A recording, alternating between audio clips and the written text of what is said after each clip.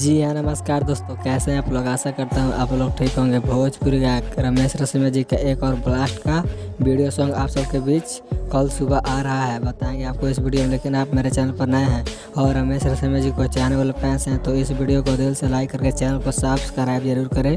और बिना समय लेते हुए इस वीडियो को स्टार्ट करते हैं।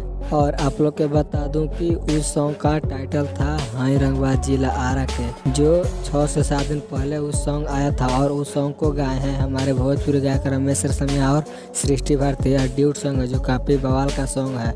इस सॉन्ग को कल सुबह 7 बजे DS music world YouTube channel के माध्यम से रिलीज़ किया जा रहा है। अगर आप लोग रमेश रसीमा जी को चाहते हैं तो इस वीडियो को ज़्यादा से ज़्यादा शेयर करें। और मेरे चैनल पर नए हैं तो मेरे चैनल को भी सब्सक्राइब जरूर करें। तो मिलते हैं नेक्स्ट वीडियो में, तब तक के लिए जय हो भोजपुरिया समाज।